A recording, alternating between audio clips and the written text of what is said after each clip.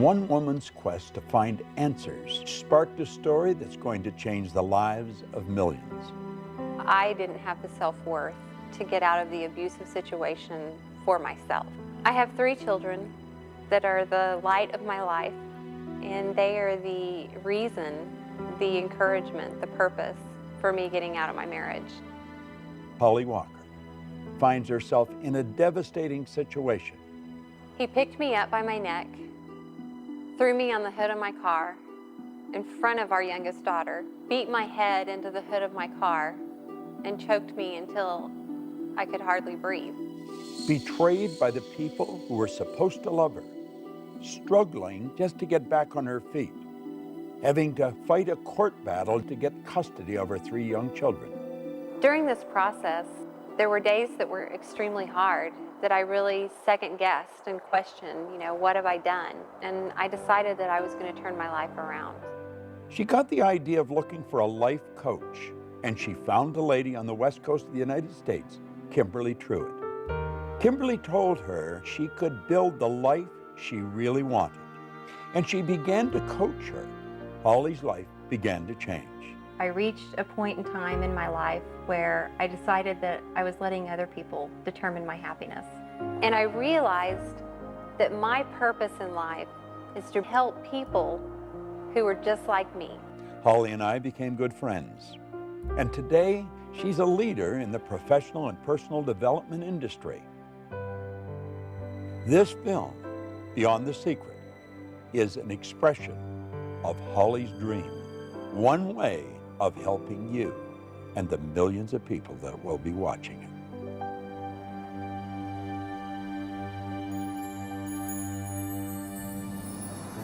You know, the story that I've just shared with you of Holly Walker is a true story. As a matter of fact, I really played the story down. If you knew the truth about the transformation that took place in this lady, how she went from winning to nowhere and right back up again, you would never wonder whether you could win. And that's the purpose of this film. We want to recommend that you go beyond the surface, really take a look at who you are and what you are. Do you know that there's around 11 million kilowatt hours per pound potential energy locked up in the electrons in the atoms of your body? Phenomenal power. We've got enough potential energy in us to light up a small town for nearly a week. What do you really want? Listen carefully as each person comes on the screen.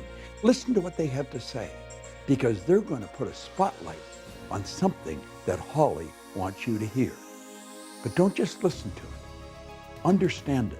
Listen to it frequently, and then apply it. Life is a magnificent journey. It truly is, but only if we make it that way, and we have the potential to do that. Hi, I'm Holly Walker, and welcome to Beyond the Secret. What's the value of one really good idea applied to one specific area of your life?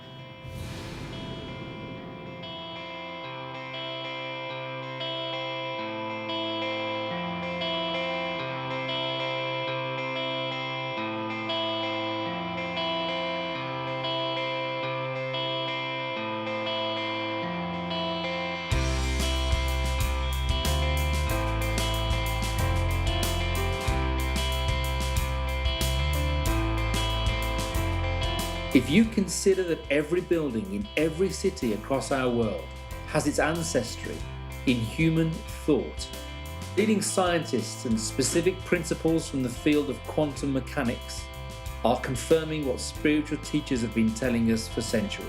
This isn't just wishful thinking. It is a practical application for success in life. And the key that unlocks it is human intention.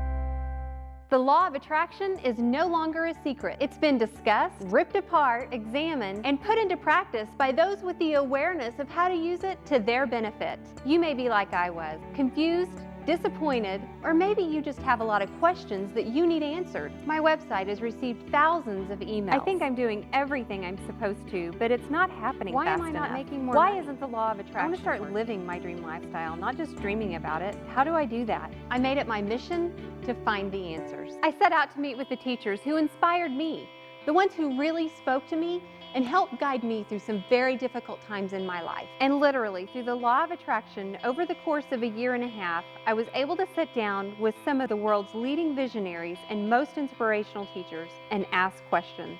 The wisdom that they share in this film is invaluable, and you can use it starting today to change your life. I have heard time and time again, and you've probably heard this yourself, that the law of attraction doesn't work. That's like saying the law of gravity doesn't work. The law of attraction is always working, just as the law of gravity is. Gravity keeps you sitting on a chair and you're not bouncing off a ceiling. But if you use it wrong and walk off a building, you're toast. Well, it's the same with the law of attraction. The law of attraction, though, is a secondary law.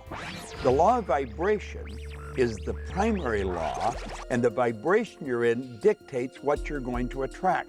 When you're in the vibration of having ideas, everything that's in harmony with having that experience will start to be attracted to you. Like energy attracts like energy. If you're not in a good vibration, you're going to attract stuff you don't want. But the law of attraction's always working. It's a matter of understanding it and bringing our mind and body, our whole being, into the right vibration so that we attract what we want. So if you think you're using the law of attraction, but you're not creating the results you want, it's sort of like taking a lamp to an electric plug. So if I'm carrying a lamp and I'm heading over to an electric plug, and I plug that lamp in, and I don't get any light, I don't get down on my knees and beg the law of electricity to please, dear law of electricity. I've thought about the law of electricity, I've done everything I know, how to be in harmony with the law of electricity, but I'm not getting any electricity, so please help me get electricity. We would never do that. We would think something's out of whack here. Either the wiring in the walls is incorrect, the cord is got a short in it, or the light bulb needs to get changed. And we would know that we need to do something to bring ourselves in harmony with the law of electricity.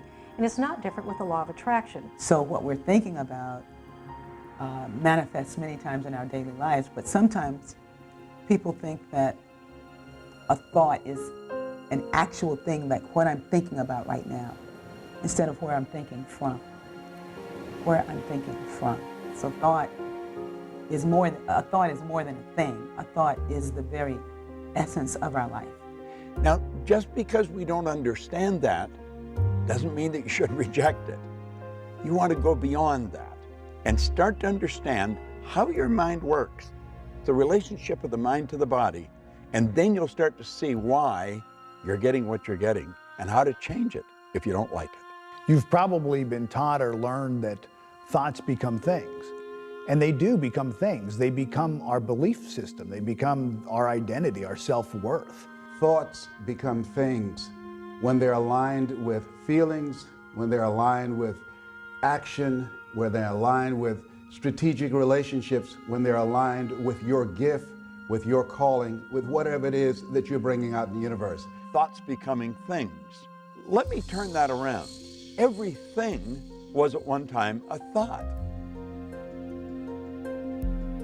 Everything that's not green or water has been shaped by the imagination of the human mind.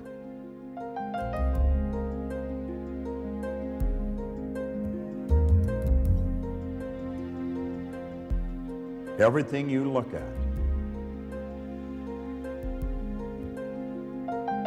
is created twice. Thinking is the highest function that we're capable of. And when we think, we take thoughts and we join those thoughts together and we create ideas. And by holding the idea in our mind and getting emotionally involved, it causes us to move into action. And it also sets up an attraction. And it's the action, the attraction that alters the conditions, circumstance, and environment in our life. It's not enough to be talking about your dream, thinking about your dream, praying and hoping for your dream. You really do need to take action. It's been my experience that with one single action step, everything changes. You're no longer thinking about it, talking about it, you're doing something about it. People relate to you differently. You relate to you differently. New resources show up as you have a new perspective. Isn't that it drops in, like, the whole picture just drops in, but you'll get threads of it. You'll see little, like a sprout coming up. If you honor the sprout and nurture it, it will grow, it will send down roots, it'll begin to flower and blossom, and ideas come forth this way. And that's how you build a dream. You get a very clear idea, you nurture that dream. The law of gestation is important as it helps you grow that dream, but you have to take steps every single day. Take action. Create what I call a wow within 1 week. What's the step that you're going to take to demonstrate you're more committed to your dream than to any doubt, fear, or reality that might get in your way? It's in acting on your dream that it truly becomes real. A baby step in the direction of your dream and the direction of what you want to create. The law of the universe will work just fine. It's about us learning how it works, getting in coherence with that, and practicing that on a daily basis. So baby steps are a great way to take your steps forward. Baby steps will take you all the way up Mount Everest, by the way, if you just keep taking them. And oftentimes, the change takes place first inside before it's expressed outside. If you're taking action and you don't see the result, be aware that it's coming. And in fact, if you do build your awareness around and start looking for little examples, little results that actually are coming your way, I think you'll find that they're already there. What I've realized is when I was relying on just blind faith, whenever I would meet with this condition or circumstance that I didn't know how to go through, oftentimes I stepped backwards into safety. It's really faith based on understanding how we operate that allows us to move confidently through that terror barrier and into that area of unknown outside of our comfort zone. It takes 5 years to become a plumber. It takes 5 years to become a mechanic. I'm not quite sure how long it takes to become a medical doctor, but I would imagine a few more than that. Well, we can't watch a 70-minute DVD and like that understand what makes life tick. We've got to make a decision that we're going to study something about ourselves. It takes a different kind of process to grow the bamboo tree. You plant the seed and you water and you cultivate the soil for 5 years.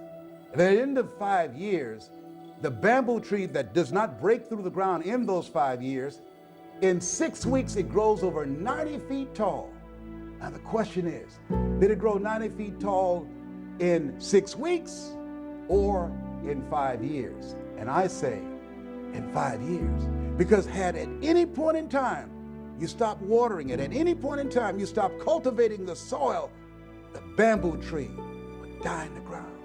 A lot of people, because they're impatient and they want things right now, they allow their dreams to die in rejection. They allow their dreams to die in bankruptcy. They allow their dreams to die in negative conversations. They allow their dreams to die in excuses. They allow their dreams to die inside of them because they're not patient. They don't trust. They don't believe. Belief and trust gives you patience.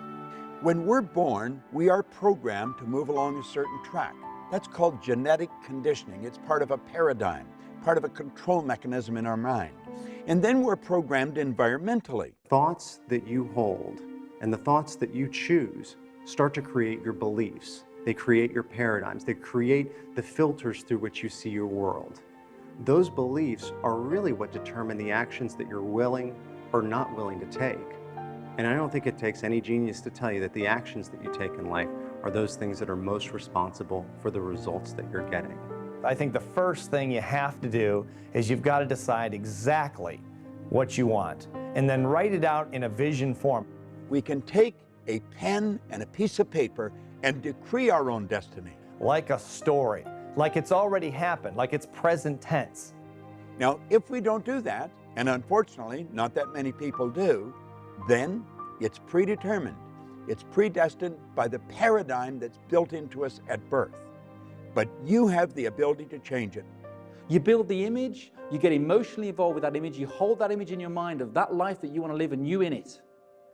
And you will begin to see those results manifest themselves. That is the way to create the life that you want.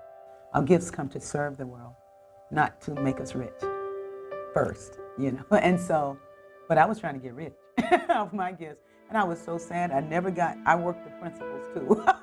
I wrote it down. I did all the things that I learned to do early in the game. And I was very depressed a lot of the times because what I wanted to see happen was not manifesting. You know, we live in this GPS society where we think we have to know every single step we've got to make, and it's really not that way. It didn't dawn on me that maybe I was on the wrong track, that maybe there was something better for me.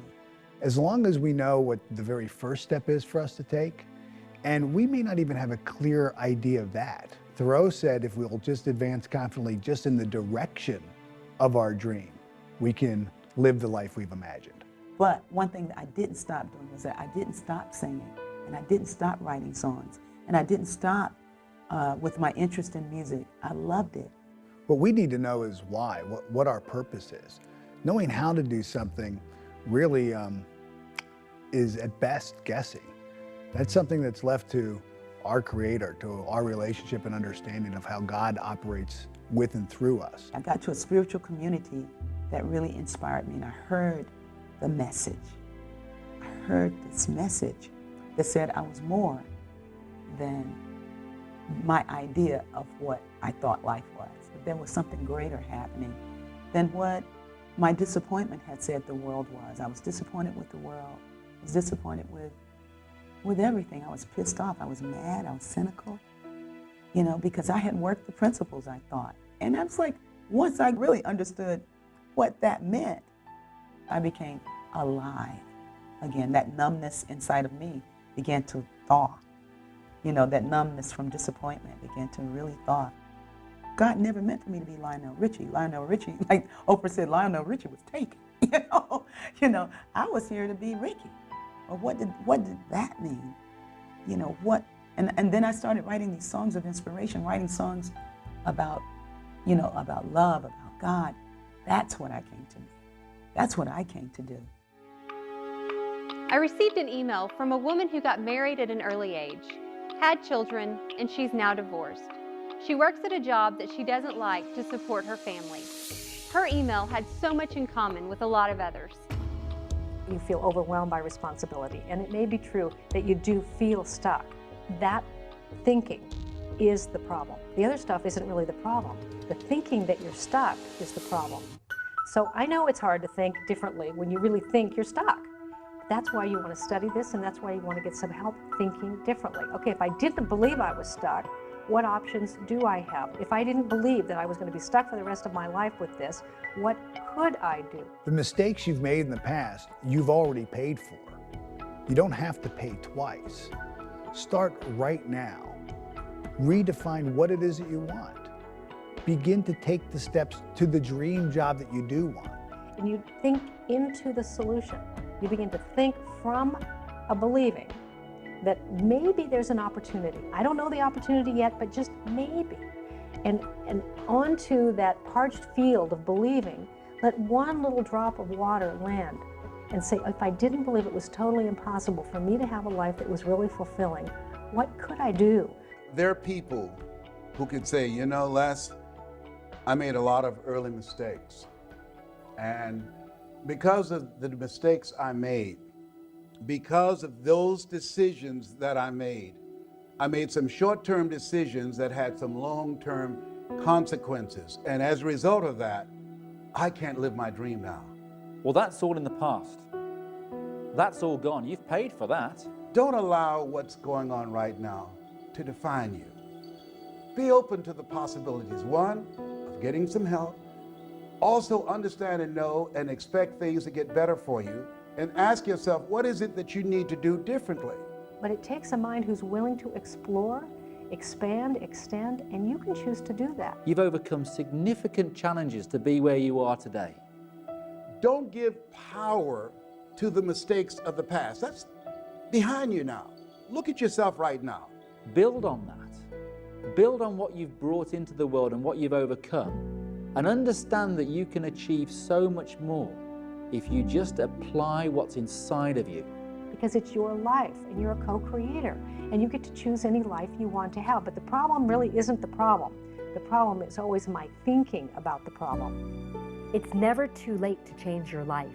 It's never too late to make a dream come true. And it's never too late to create a new dream for your life. Ask yourself, where do I want to go from here?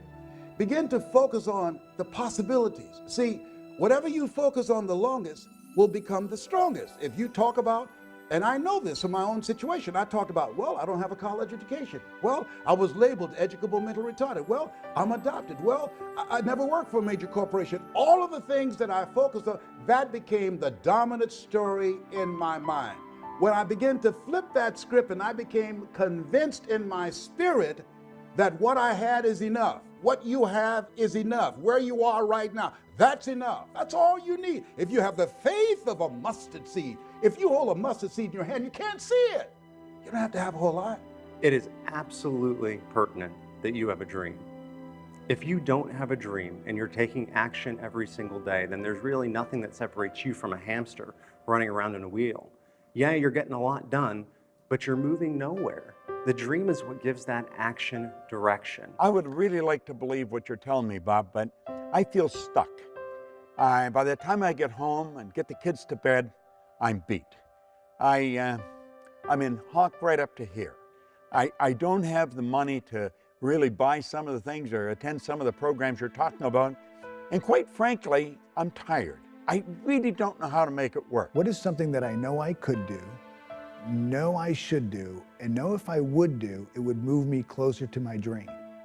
Now, I'm not asking that you're gonna have an answer that's gonna make this big quantum leap. What's just the first step? I have a friend who does a seminar called How to Earn Over $200,000 a Year with Your Eyes Closed. Mike Jones out of Philadelphia. He's been blind since he was 10 years old. Tawana Williams, she wrote a book called Unarmed But Dangerous. She's the president of her own corporation. She was a 10-year crack addict, a single mother, and she was born without arms. Oh, what's your excuse? I say you're bigger than your excuse.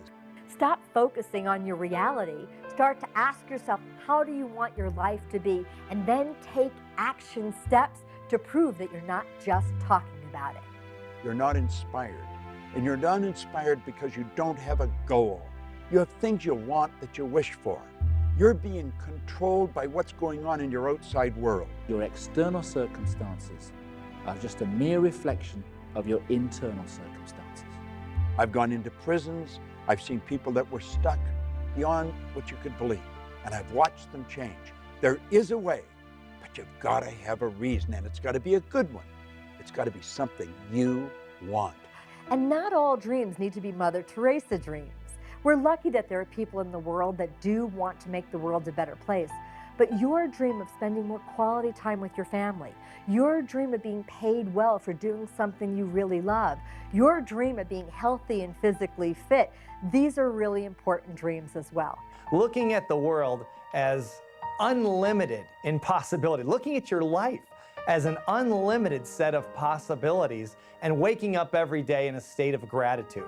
And that's not, I don't mean gratitude is gonna do it for you. I don't mean gratitude is gonna lead to action, but it puts you in the right frame of mind to really invoke the law of attraction. So it's your emotional involvement that alters the vibration and sets up the attraction.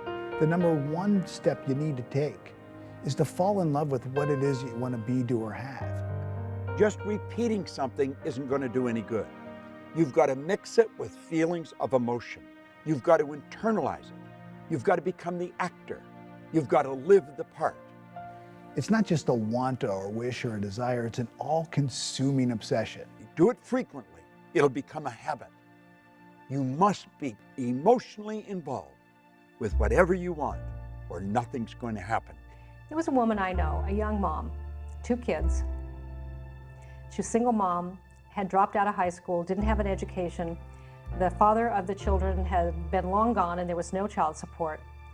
So she was working 2 jobs. She worked at a local fast food restaurant and she took in laundry and alterations at night to earn enough money to support herself and her 2 kids. She lived in a very small 1-bedroom apartment and it was $500 a month for the rent, and it was all she could do to just squeak by. And then she heard about these ideas, and she thought, well, if I had a dream, what would my dream be? And at that point, she thought, I would love to have like a place we could live that would have 3 bedrooms where we'd each have our own room.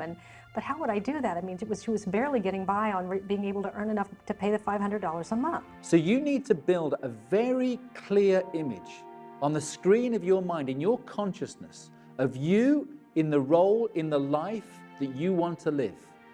Only then are you in a position to be able to plant things in the home, such as vision boards or bullet points or reminders anywhere that might be, on the dashboard, on the bathroom mirror, on the fridge, that prompt that image onto the screen of your mind. Write out what you want to accomplish over the next 6 months. Not 6 years or 60 years, 6 months. And make it very clear. And what you write, if I read it, I want to be able to see the same picture that you see. That what she really wanted was a small place with a fenced backyard, so her son, who was 7, had longed for a dog, to have his own dog. There would be a fireplace so that they would be warm in the winter. And she described the kitchen when she wanted a window over the sink, because she was so tired of doing dishes and looking at a blank wall. And she wanted an arched doorway to come in through, and she wanted a little picket fence out front. People take the time to decide what they want, and they write it out. And then they think just through sheer willpower they can make it happen. It isn't going to work. That's like a fly trying to fly through the glass in the window pane. It's going to die on the windowsill. One of my favorite quotes comes from General Schwarzkopf. He says that in times of war, I find plans utterly useless, but planning to be priceless. Really, what would you do if you just didn't believe it was impossible? And she said, well, I'd look for it. If that's exactly what you do if you didn't believe it was impossible. Go look for it. And she said, well, I found exactly what I'm looking for, but I don't feel any better. I actually feel worse. I found this little house. It needs a lot of work. It's got hardwood floors need to be refinished, and the cupboards need to be redone. But there's a window over the sink. There's a little fireplace. There's no grass in the backyard. But there are 3 little bedrooms, and the picket fence needs to. She said, but now I just feel worse. And they said, but if you didn't believe it was impossible. And she said, I don't know how this works. This can't be work. You know, I just feel worse. And they said, do this. If you didn't believe it was impossible, what idea could you get? What if time and money were not issues? What if you had the support of the people around you? She says, well, you know, they want $900 for this. That's like twice almost of what I've been paying. I can't do this. They said, but if you didn't believe it was impossible. And they said, just stay in the question. If I didn't believe it was impossible, what would I do? And here's the action part of applying the law of attraction, is that you take a step anyway. In the absence of knowing everything, you take a step anyway. It's a baby step. And you have to stay in the inquiring mind. If I didn't believe it was impossible, what could I do? What could I do? The imagination is going to cause the universal mind to start bringing you what you need and when you need it. And she got an idea. And the idea was to write the landlord a letter and tell the landlord about herself, about her children, and what she would do for that house if he would rent it to her for a year for $500 a month. How she would refinish the hardwood floors, how she would redo the cabinets in the kitchen, how she would plant the grass, how she would put in some flowers, how she would paint the picket fence. And if he would supply the materials, she would provide the sweat. She wrote a beautiful letter, and then she signed the letter and she put it in the mailbox. When we're really expecting the good to come into our life that we're hoping for, we don't ask, where is it? And you must expect it. Desire without expectation is flawed. You have got to expect the good that is coming into your life. Expectation is born of belief. You have got to believe it, because if you don't believe it, then you're wishing a fantasy. Finally, 2 weeks later, she got a phone call. It was the landlord, and he says, I don't know why I'm doing this. I've had your letter on my desk for 2 weeks. I've got 2 full-price offers. But something in your letter just won't leave me alone. So I want you to sign a contract, what you'll do each quarter of the year. And if you really will do what you say you'll do, I'll let you have the house for $500 a month. Now here she had manifested what she had really hoped for, and there was no material way from her current status that she could create it. But the interesting part is not that she got the house, which she did, and not that she fixed up the house, which she did, but who she became in the process. Because she began to discover herself as someone who could create, as someone who could have a picture and not know exactly how to do it, but apply the laws of the universe and stay in the mind that says, if I didn't believe it was impossible, what would I do? And an idea would come, and if you take that step, things unfold. I really related to this next video email because I've experienced a lot of the same things. My husband thinks this stuff is all a bunch of fairy dust. It's hard to try when he constantly puts down everything I do. Does this stuff really work? See, everybody does not want to see you make it. There's some people that are jealous. There's some people that are envious. Why? I don't know. Some people, because if you are driven and you're working on your goals and dreams, they feel that will make them look bad. As you start to study this information, your life is going to change. You know, along the way of trying to apply these principles, you'll hit the top edge of your paradigm. You'll hit other people telling you all the reasons it can't happen, what can't be done. MIT did a study. If I tell you, you can't do that, someone has to come along and say, you can do it. You can do it 17 times to neutralize that one time. And it's very important to be absolutely fueled by your vision. For some people, the word dream is even just too out there. Let him know a dream is simply something that you want, or better yet, learn to speak the language that he understands. When a plane's taking off, it's got to go against the wind, it doesn't go with it. And you're going to run into a lot of resistance. If you're not getting a lot of resistance, you're probably not going anywhere. You're going in the wrong direction. Don't resist the resistance, though. There's a law of non-resistance. Just let it go, because whatever you resist persists. When someone is not latching on to another person's dream, I really believe it comes from fear. In other words, their consciousness is rooted in fear, and this is basically, in a nutshell, a frightened person. And they get uncomfortable with it. Now, I'm not just talking about maybe your boss or your colleagues at work that are telling you not to go and do this thing that you desire doing. I'm also talking about those that you love dearly. I'm also talking about your partner, your spouse, your husband, your wife, your mother, your father. And you know, the people that are closest to you are going to put up the most resistance. They don't really want you to get ahead, because if you do, then you become a mirror to them. All of a sudden, they've got to look at you. They know they're as smart as you. They're as educated as you. They've known you your whole life, maybe. And all of a sudden, you become a mirror. And when they look in that mirror, they see themselves, except they're not where you are. And sometimes they can resent you because of that. And it causes problems in friendships. It causes problems in families. And it's just part of moving ahead. It's part of going to the top. They don't understand what you're doing. They don't understand where you're going. And you're going to find as you study, you keep raising your level of awareness. The people you're hanging around with may not. You know, often people ask the question, will you lose people along the way? Is this a lonely journey? Think about your life. You've grown, you've progressed, and probably your first grade friend is not your best friend now. And as you move through life, certain things happen and certain friendships change. You'll just keep growing, and they're not growing. And you're going to have new friends, and you're going to be in a new area, and you're going to be with more exciting people. Don't sell your dream out to somebody else's opinion. Look at your relationships and ask the question, what is this relationship doing to me? It's a new term in psychiatry called relational illness. There's some people that can make you sick. I have a friend, I'm serious. I have a friend who, when she was married for 9 years, every year she had to have some kind of surgery. And once, and now it's been over 8 years, she got a divorce. She never had to have another surgery. If your why is big enough, the how will show up. So you want to stay very much in touch with why you want this dream, why it's good for you, why it's good for others, why you want to be doing this thing. If you're not yourself, then you're not free. You shouldn't be the person that your wife wants you to be, your husband wants you to be. You've got to be you. And by being you, you will be the wife that you want to be, the husband that you want to be, the employee you want to be, or the boss that you want to be. Because if someone else raises their eyebrow and says, really, you think you're going to do that in this economy? You think you're going to do that with your education? You think you're going to do that? It can be difficult to stay fueled up in your passion. They don't understand what you're doing. They are in the comfort zone.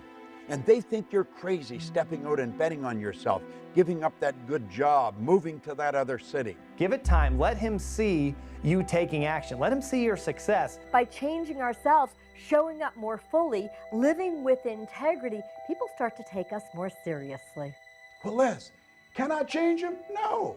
It's a full-time job changing yourself. I wouldn't try to change your husband. What I would do is I would do what you can totally 100% control, and that's your actions. 9 out of 10 people will die rather than change. That's how difficult change is.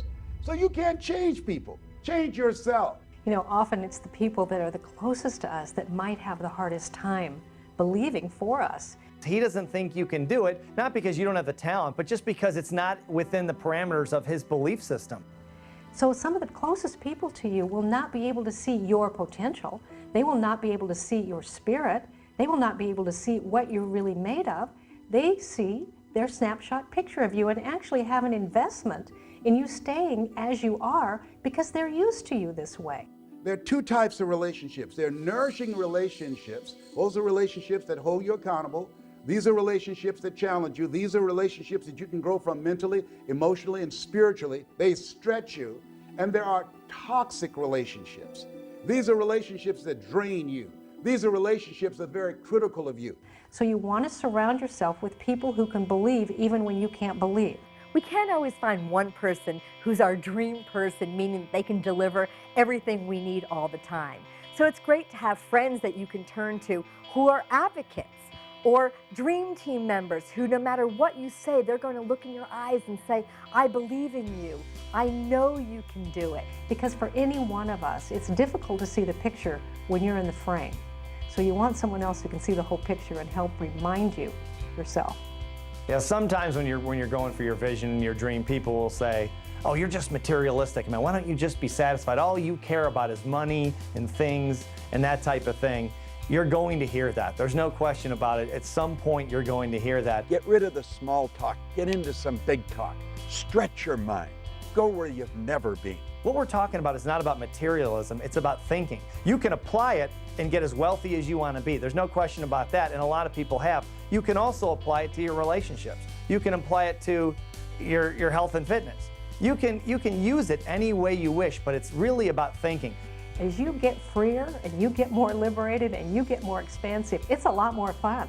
And people who are the naysayers and people who said it couldn't be done, take a look at your life and then they get interested themselves. And if they don't, you just bless that and honor their right to have a life that they choose. Life is short and it can be great. Make it that way. Don't let the resistance knock you off track. There's some people that are so happy and so at home being negative, they can walk into a dark room and begin to develop. You know who they are. And if you're sitting with the enemy right now, just blink your eyes. I see you.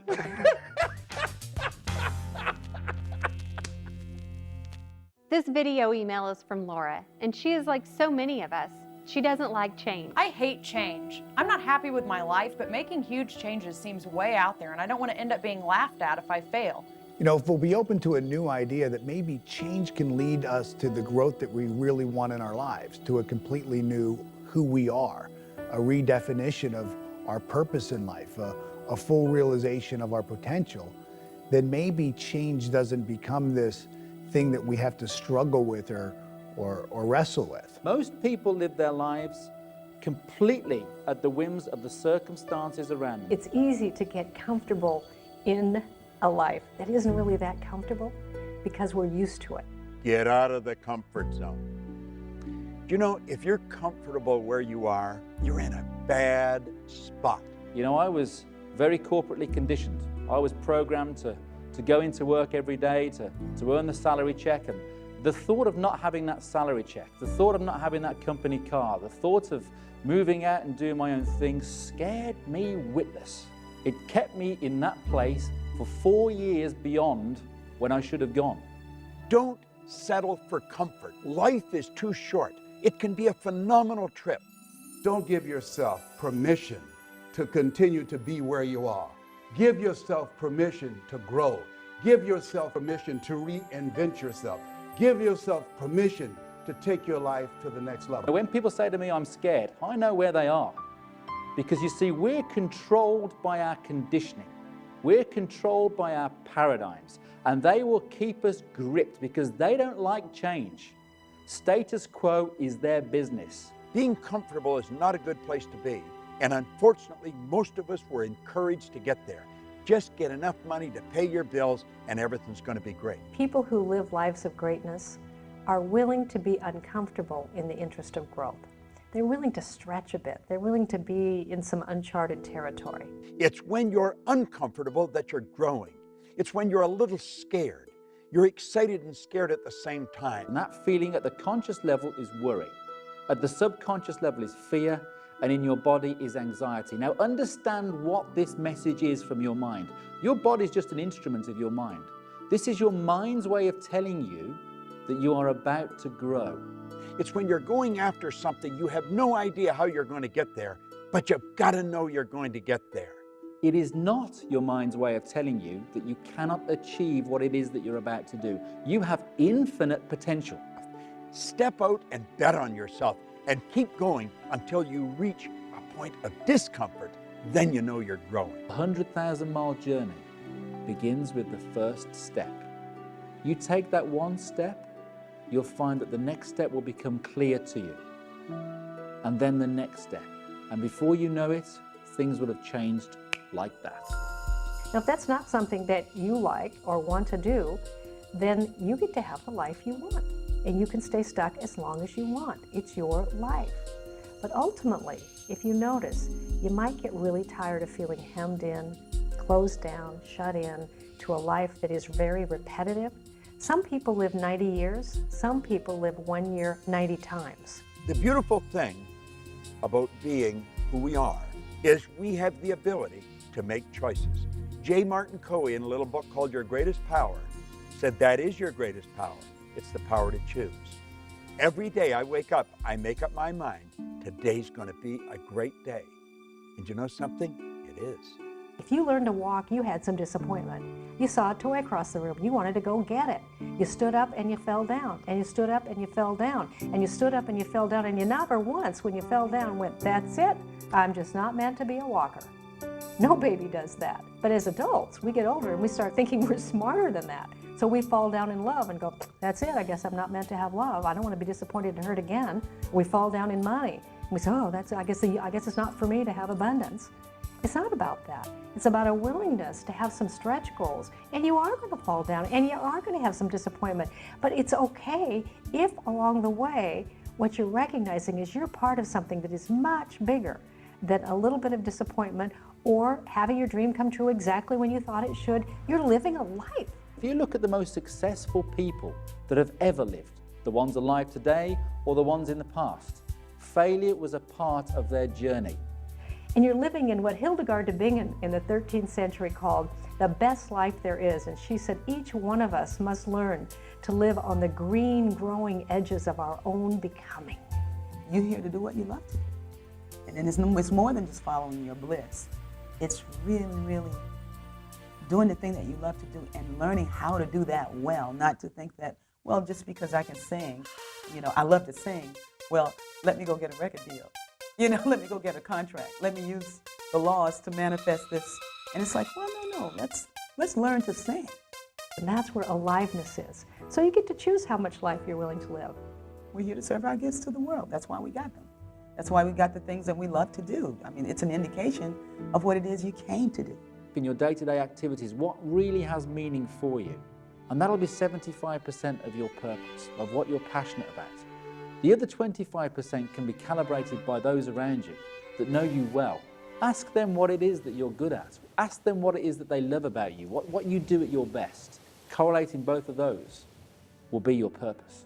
I've always loved music. And so my vocation revolves around music. It always has. I mean, I've always loved doing that. And I've met so many people who just really didn't know. They don't know what they came to do. I'm thinking like, well, you just came to express your creativity. Now, what is it that you feel good about being creative? I mean, how do you like to express yourself? What is the way you like to do that? And somewhere along your line of interest lies the thing that you came to do.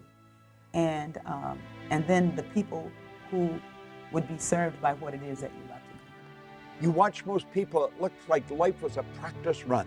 They sort of tiptoeing through life, hoping they make it safely to death. But imagine, if you will, being on your deathbed and standing around your bed, the ghost of the dreams, the ideas, the abilities, the gifts given to you by life, and that you, for whatever reason, you never pursued those dreams.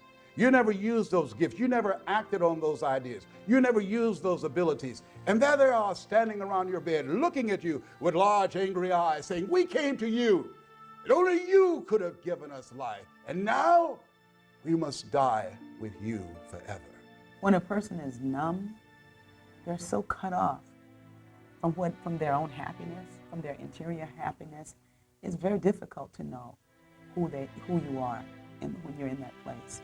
And that's when you need a spiritual healing. That's when you need something to shift inside. That's when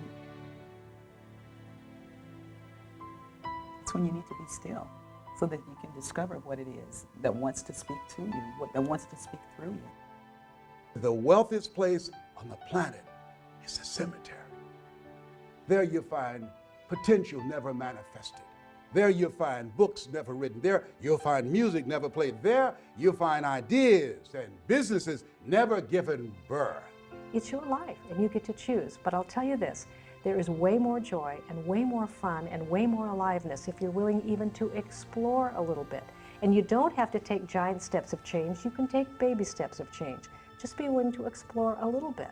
And what will happen is your change muscles will start getting stronger. And you'll start to have a little more appreciation for the value of little changes because they produce great results over time. You're stronger than you can ever begin to imagine. You and everyone watching this can do it. You've got something special. You've got greatness in you. How about living your dream lifestyle instead of just dreaming about it? Let's throw this to America's dream coach, Marcia Wieder. The difference between a dream and a fantasy, like winning the lottery, is that in a dream you can design a strategy for getting there. A fantasy is wishing for something. So if you're not emotionally involved with an image or an outcome that you want, a result that you want in your life, then you're idly wishing. You've got a fantasy. A dream is something that you have that you are very emotionally involved with. Now, this is absolutely essential. In winning the lottery, short of buying a lot of tickets and doing a lot of hoping, there's nothing that you can do to make it happen. Get pictures of where you want to go, put it on a vision board, and inundate your consciousness with these images, because the brain works in images. And so you want to think about this all the time. Get those images in front of you all the time, and then start taking steps toward the manifestation of your vision. This is one of those great opportunities to get creative. This is one of those great opportunities to say, this is a dream that I have. I have absolutely no idea how I'm going to do it. All the conditions and circumstances around me right now stink. I don't know how to do it. In my experience interviewing world-class performers in all kinds of different fields, what I found is they decide exactly what they want. They put a vision together, and then they share that vision of where they want to go with as many people as possible who can help them. It's funny that the shortcut step is to share your dreams, but the truth of it is, most of us don't want to. Let's face it, if I tell you my dream, you might laugh at me, or you might think my idea is crazy. Worst case, you might steal my idea. But the number one reason why I don't want to tell you my dream is because if I tell it to you, you might expect me to do something about it. If you desire an outcome, it has a massive impact on the likelihood of it happening. Where are you going to get the time? And where are you going to get the money? Get a support team to help you. A support team is really just a group of people that when you get down, when you get tired, when you get frustrated, they say, you can do it. I believe in you. Keep moving forward. You're on the right track. The number one way to experience greater ease and shortcuts on any dream is to share your dream with other people. You find people who have done what you want to do, and then you enlist them on your mentor team. You call them up, you find them, you use your contacts to get to them, you do whatever it takes to get to them, and then you ask for their help. And the crazy thing that I've found over the years is, as I've done this for many times, is no one's asking. No one's asking these people, and more often than not, at least in my experience, they're willing to help. I think we ought to have a close group of associates that we can brainstorm with, we can mastermind with, and of like mind. And we know that they would do anything for us, and we'll do anything for them. The only reason that you're listening right now, feel me in your heart, because there's something in you that's demanding that you come up higher. And you've got to answer the call. But what if I fail? But what if everyone's right? But what if it really is a bad idea? But what if I don't have what it takes?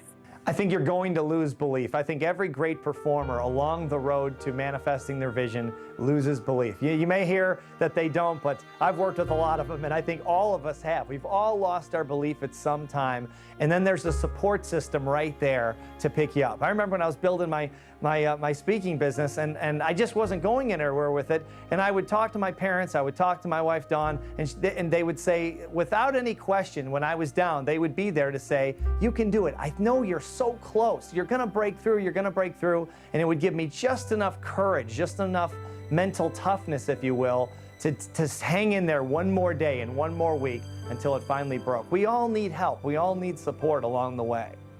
Get up and get going. I've lost everything 2 or 3 times. Never slowed me down. 8 out of 10 millionaires have been financially bankrupt. So what? You can come back again. Willie Jolly, motivational speaker and author, said a setback is a setup for a comeback. You have comeback power. I found, and I think you're going to find the same thing, is that dreams are contagious. The secret here is to separate out what is your dream and what are your doubts and fears about it. The bottom line is, which one are you more committed to? Your dream or your doubt?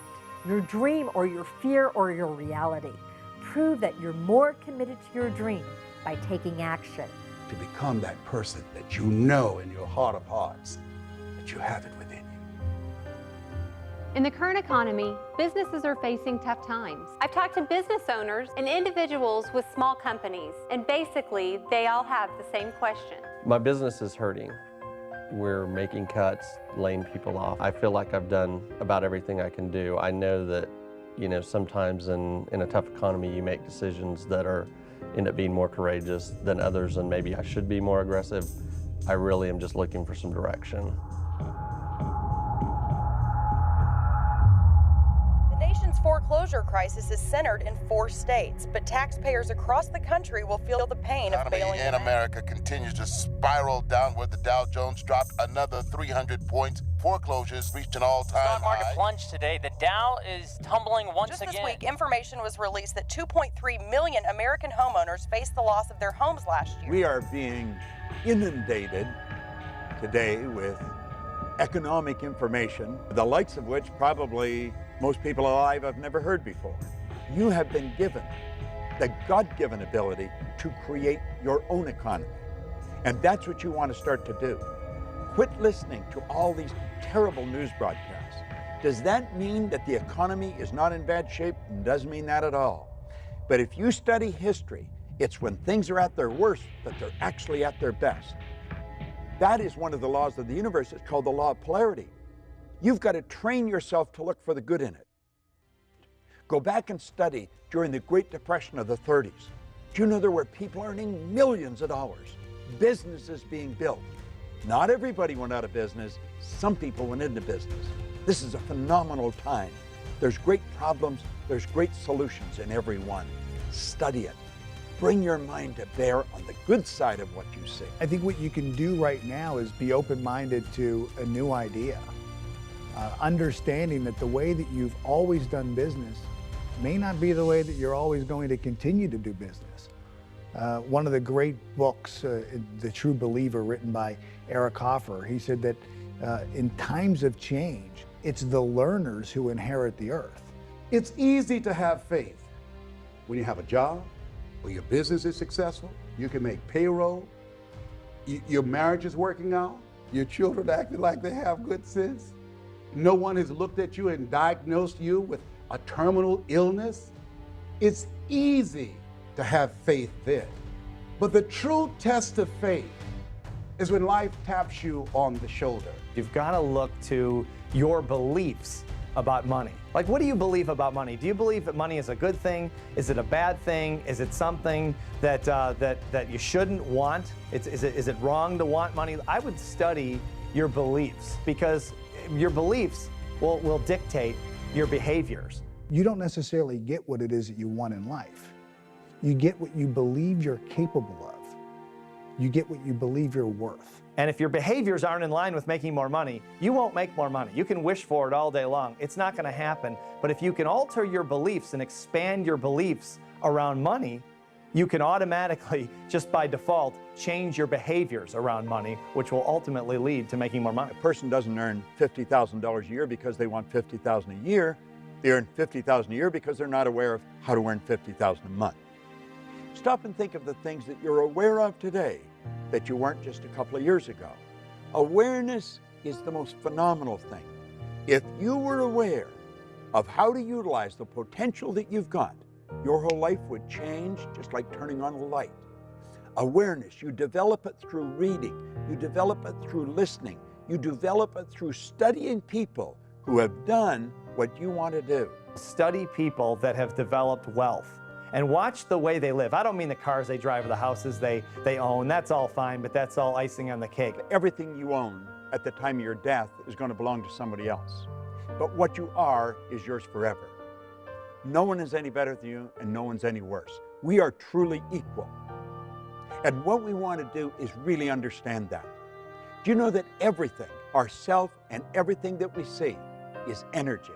And it's in a source of vibration, pure unadulterated spirit. There's an infinite amount of money. I don't mean there's an infinite amount of paper and gold. I don't mean that. I mean, making money is really unlimited because money really flows directly from ideas. When you begin to start thinking, get grounded within yourself and be still and start thinking and not allow yourself to make decisions from your fears. Zig Ziglar calls fear false evidence appearing real. You want to be thoughtful and start thinking and strategizing and developing a plan of action or where you're going to go now, where you're going to move your life, what's next for you. Because there is something available for you. It's now time for you to start a new chapter in your life. There's total abundance out there. Most people don't know that, but that doesn't mean you can't believe it. That's what wealthy people believe. They believe there's no end, there's no limit to the wealth they can build. I remember a point in my life, things were working out real good, and I said, this is too good to be true. I had a talk show. They paid me millions of dollars to do the show. And when I came into New York and was in the studio in Manhattan Studios, I looked around and I said to my mentor, this is too good to be true. And he said, Les, there are no overachievers. I said, Mike, this is too good to be true. Something is bound to happen. And it did. Thou shalt decree a thing and shall be established unto you. Death and life is in the tongue. Don't be afraid of taking a risk. If you fail, you can get up and go at it again. Failing is a part of winning. One of my favorite studies is on The Spirit of Opulence, written by Thomas Troward. He said that when we're drawing from the infinite, we never be afraid of taking more than our share. I just love that. He said that's not where the danger lies. The danger lies is in taking less and being willing to settle for that. I am asked over and over again, is this a good time to take a risk? Step out and follow your purpose. Do you know the worst thing that can happen to you is not to take a risk? That's the greatest risk. See, I live with the idea that if you're not on the edge, you're taking up too much room. We've got to step out of the life we're in if we ever want to get to the one we're going for. You know, a lot of people talking about waiting for their ship to come in. And Abraham Lincoln talked about the fact that the people who win in life are willing to swim out to the ship. You weren't born believing that money is the root of all evil, or that you should go to college or you shouldn't go to college, or you should get married or not get married. Those are all programs from people of influence in our childhood. When we were little kids, people said this is right and this is wrong. And we believed it because we didn't have any frame of reference as children to argue with them. Well, now we do. Now we know what we're going to need to get where we want to go. The quality of thinking that has defined who you are and the life conditions and circumstances you have now is not the same quality of thinking that's going to produce what it is that you want and move you beyond your comfort zone. Now you believe it. Now what? Now what you're going to do is you're going to start taking action to move forward with building your wealth, because you're not going to be holding yourself back. You're not going to be sabotaging yourself with this belief that there's only so much, and who are you to want more? Who are you to dream bigger? Because you know there's enough to go around for anyone that can believe and then follow up their belief with action. If you have an idea of a business that you want to start, and immediately you sit down with pen and paper and want to figure out how you're going to afford it, you might right out of the gate compromise the dream down, making it smaller, because you know that you can afford this much money. But as you start to pump up the muscle of being more creative, more visionary, dreaming bigger dreams, you'll also see that it's more powerful to really go for what you want and then figure out how to make it happen. First, understand what your dream looks like. And then when you know what your dream is, then decide if you have enough money or not, because how possibly could you know how much money you need until you start taking action towards it? In our conscious mind, we have this thought that we want to be, do, or have more. We want this big income, we want better relationships. But that thought then has to be in harmony with the belief of who we are. And oftentimes it's not.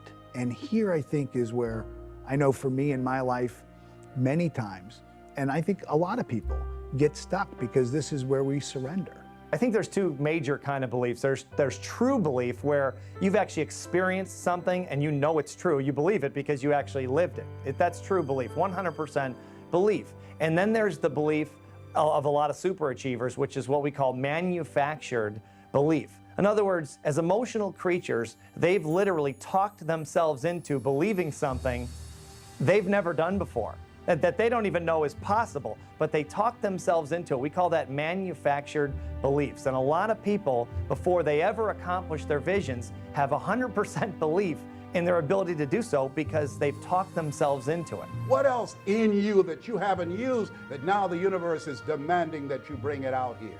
Really get very clear on the vision of what it is that you want to do. Internalize that vision, become emotionally involved with it. And then when you become intuitively aware of an action step, an idea, one of those out of the blue moments that you can do that would move you closer, that's when you act, regardless of the condition or circumstance. Those are the 3 steps. Build the image, internalize the image, and then take action. When you are actively engaged in making things happen, you don't have to be depressed. I don't think most people will do what we're talking about. That doesn't mean you shouldn't do it. You should do it. And that's one of the reasons to do it is because most people won't. It gives you an unbelievable opportunity to move ahead. A negative person can look at opportunities and all they will see will be the obstacles. But a positive person, a person who has an optimistic view of life, they can look at the obstacles and all they will see will be the opportunities. And everyone could do it, but chances are they won't because of all that lack and limitation programming. Years, and if someone is 30 years old, chances are they have 30 years of lack and limitation programming. That's a lot to overcome. So most people probably won't do it, but you can do it. All you have to do is take the steps now. Take the steps starting today. Forget the past. It's over. Most people don't realize the 40-40 plan is gone. This is the era of the 3 C's: accelerated change, overwhelming complexity, and tremendous competition. The 40-hour-a-week doing the same thing for 40 years, that day is gone. That was a domestic economy. This is a global economy. You will have, if you're just getting into the job market, at least 5 careers before you're 65. This is a time you want to be creative. This is the age of what Ralph Waldo Emerson calls the age of self-reliance. You want to be creative. What are the various things that you can do that you're not doing right now? Today, as Robert Schuller would say, you either expand or you are expendable. Be creative. Start thinking, what is it I can use my talents and abilities for? I think if you'll start to focus on how you can rather than why you can't, you're going to find that not only is your business going to grow, but the people in your business are going to grow. Your success or failure in life is directly related to the quality and the quantity of the service that you provide. And as you're looking at yourself, whatever area you decide to get into, just make up your mind. You're going to be creative and relentless and disciplined and innovative, and that you're going to provide more service than you get paid for. You and hundreds of thousands of other people find themselves in a very similar position. One thing we do know is that change is inevitable. The way that we've always done things isn't always going to work in the future. But what are your assets? What are your gifts? What are your talents? What are the things that you can do right now where you are with what you have? Chances are the conditions and circumstances for you right now are not conducive to you making this big change in your life. You have to find the yes people in your life. You have to find the yes conditions. You have to find the yes circumstances. You want to be connected with like-minded and like-hearted people people who you trust and believe in, people who are moving in the direction of their dreams, people that can inspire you and that you can inspire them, people who can help you to open some doors that you don't see right now, people that can help you go to the next level. You want to be connected with people that are on the way rather than in the way. When you've got enough money, you can do what you want, when you want, with whom you want, for as long as you want, and you don't really ever have to be responsible to anyone else. You're never beholden to anyone else unless you want to be, unless you choose to be. It gives you the ultimate freedom, which is the freedom of choice. If you're going through hell, don't stop. Keep moving. In Napoleon Hill's book, Think and Grow Rich, he brought out a very, very important point. He said that an educated person is not necessarily a person with an abundance of general or specialized knowledge. He said an educated person is a person who has so developed the faculties of their mind that they can acquire anything they want or its equivalent without violating the rights of others. Our education system is nothing more than a system that memorizes data. I don't know many people in the world that find Pythagoras particularly useful in their day-to-day activities. So we come out of an education system without ever asking ourselves quality questions, the kind of questions that people need to live a fulfilled life. You have a conscious mind and you have a subconscious mind. Your conscious mind can originate ideas, it can accept ideas, and it can reject ideas. Most of us have been programmed and conditioned our entire lives to gather information in this part of our mind using our physical senses. And it's through gathering this information that we then begin to form ideas. Now, your subconscious mind, unlike the conscious mind, has no ability to reject. Whatever you give to it, it'll accept it. It does not know big from small. It doesn't know good from bad. Everything just is. It accepts whatever you give to it as real. This vibration begins to move our bodies into a certain form of action. We begin to produce actions. We begin to feel a certain way, act a certain way, behave a certain way. We have intuition, we have perception, the will, the imagination, reason, and memory. And these are all perfect. They have to be exercised like the body. You exercise the mind, it too will become strong. Intuition gives you the ability to pick up vibration. Unfortunately, most people will use it wrongly. In their conscious mind, they will choose what it is that they want. They will become emotionally involved. They'll impress this idea upon their subconscious mind. And while they're just driving down the road, an idea just pops right into their mind, out of the blue. And this idea will be in harmony with what it is that they've asked for. It'll be in harmony with the goal that they've set. And the first thing they do is they say, "Are you sure? You know, is this the right idea or is this the wrong idea?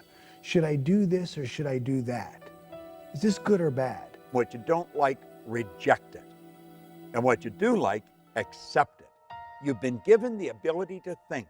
It's the highest function that you're capable of. When we get this intuitive idea, when this sixth sense, when this hunch comes in, you don't want to ask, is this right or wrong or good or bad, should I or shouldn't I? Because that's a limiting question, and the answer is yes to both of those. There's reasons probably why you should, and there's reasons why you probably shouldn't. The better question to ask is this: if I acted on this idea, would it then move me in the direction of the model of perfection that I'm claiming I want in my life? And if it will, you've got to move. So stop giving yourself those excuses that say, well, you know, I'm not good enough for this, I'm not good enough for that, because that again is your conditioning. That's rubbish. You can achieve whatever it is that you want to achieve in the same way that Bill Gates has done it, in the same way that Richard Branson has done it, or in the same way that anybody that you get inspired by has done it. Understand that you have exactly the same faculties, the ability to choose and shape your environment accordingly. Tune into that power, and you will create an extraordinary life. Well, I believe that we're all radiant lights of God. You are a radiant light of God. I'm a radiant light of God. And if you don't want to use the word God, we are radiant lights. We're energy. We're pure energy. So we're always radiating something. We're radiating something, and I would choose to be one who radiated love. And And I feel like when I'm radiating that, the universe corresponds to its own nature. So I'm radiating this beautiful essence that is love, and I find love. You define your purpose by first taking a look at your life, the things that you're doing for work and the things that you're doing for fun, and say, what do I really get excited about? What really gives me that psychic income, that feeling that I'm doing better? That kind of feeling is telling you, it's feedback from the spiritual core of you, who you are inside. That's telling you your purpose. And you will find that there is magic in this. As the image and the feeling tone get in coherence, it's like laser, and things really begin to shift fast. I know today's going to be a great day. There are no problems, there's only lessons. Everything that happens is to teach us something, to move us ahead to the next phase of our eternal journey. This isn't a fantasy world we're talking about. This is the real world. This is something you can do. People with less talent, less intelligence, less education have done this. Find out what you love and then dedicate your life to it. If you at all believe in the law of attraction, you know that you've attracted this film into your life at this very moment in your life. You're not here by accident. I'm not sitting here talking to you by accident. I encourage you now to live your life, to live into your full potential, to recognize the greatness within you, and to begin to express it. The world is waiting for you. You have something special. You've got greatness within you. Answer the call. It's time.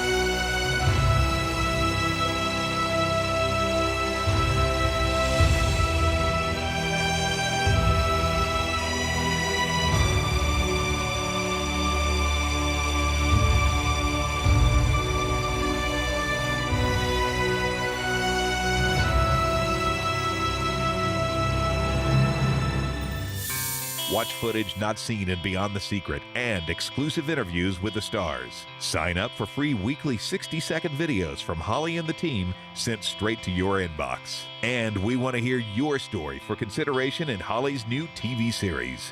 Click it on lifesuccesstv.com.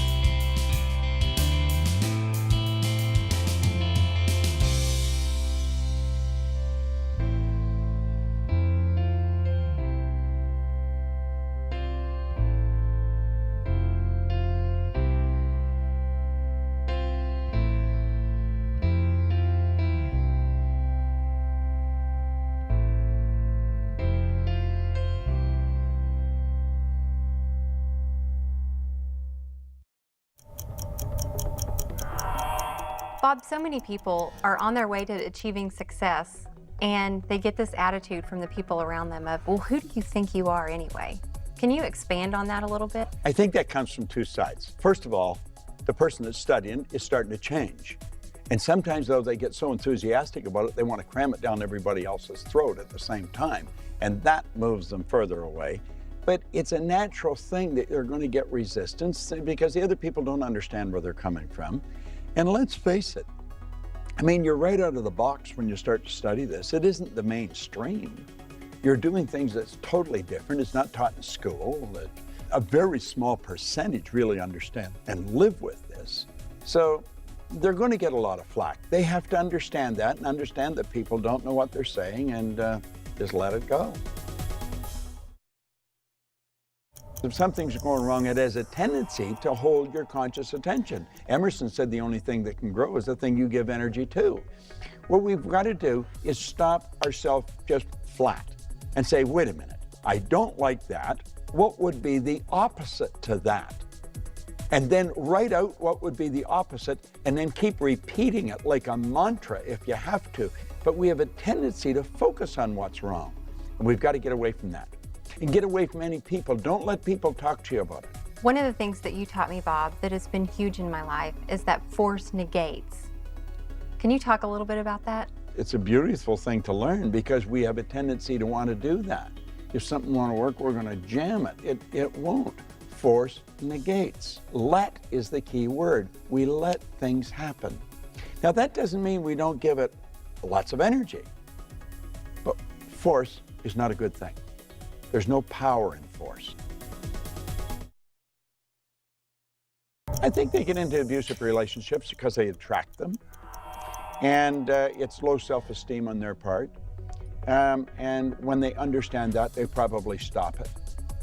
I think most abuse, it's a man's problem. It's not a woman's problem, more often than not. And I think if a man sees another man being abusive verbally or otherwise, he should let him know that that just isn't going to fly. You know, you're not going to put up with it, and put a stop to it. But the person stays in. People do the thing they fear the least. They're probably more afraid of being alone than they are of being in a bad relationship. But if a person starts to develop their own self-confidence, the abusive relationships will go their way.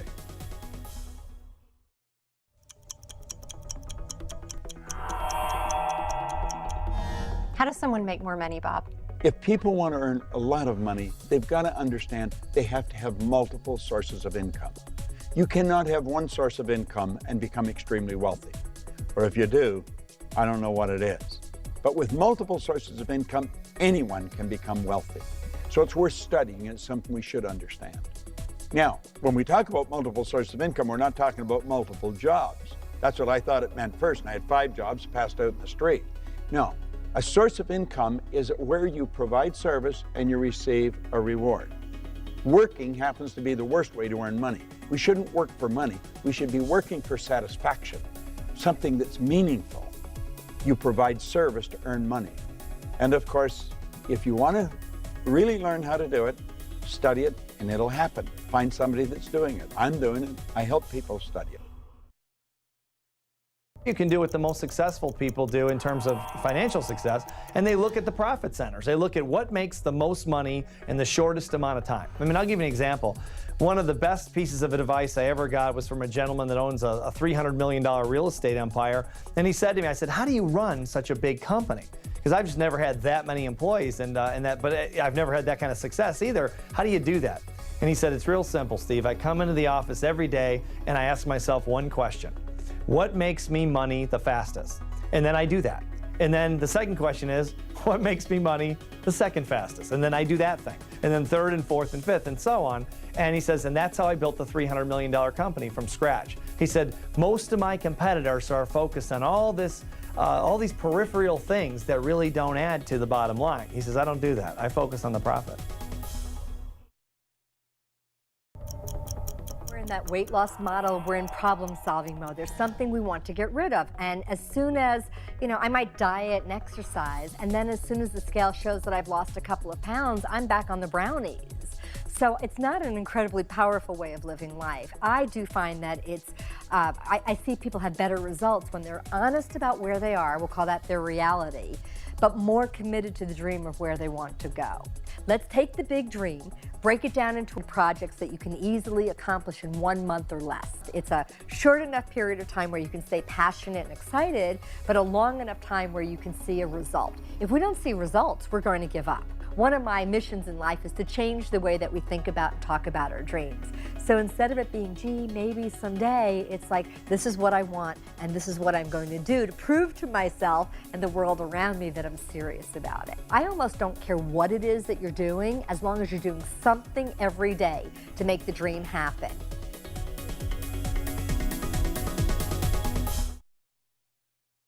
Can you give me some tips on how to stay successful even during these tough economic times? Especially in tough times, one of the keys to staying mentally tough is staying around people.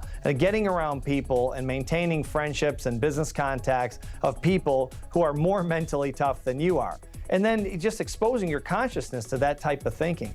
Most people aren't that mentally tough, so if you've got contacts, if you have associates, if you have friends, business partners who are mentally tough, and you get around that on a day-to-day basis, you'll see that there's very little attention paid to details that don't add to the bottom line. And so you try not to get distracted with things on the outside. A lot of people are distracted by things that people say, the economy, the stock market, all the different things going on around them. But the mentally tough stay focused. They keep their concentration right on exactly what it's going to take to get to the next level. And they don't let outside circumstances really impact their thinking.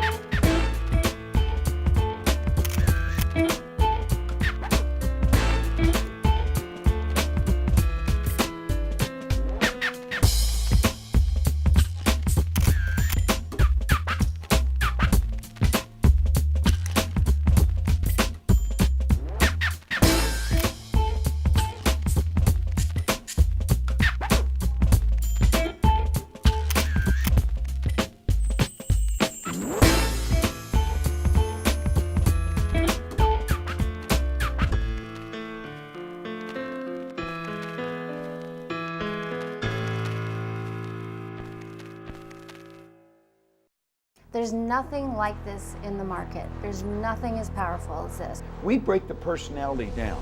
We show them how the mind functions. We show them the relationship of the mind to the results. There isn't another program in the market like this. This is powerful information. This program goes right to the primary cause of results. And in a market like this, we've got to get the people to pull together and bring the potential to the surface and increase productivity and lower costs. And that's exactly what this program will do. It teaches everyone who they are. And once they understand who they are as an individual, within a group, within a company, then they know how to bring more of themselves to the table and get the results they want. Changes their perception, changes their paradigm, changes the bottom line.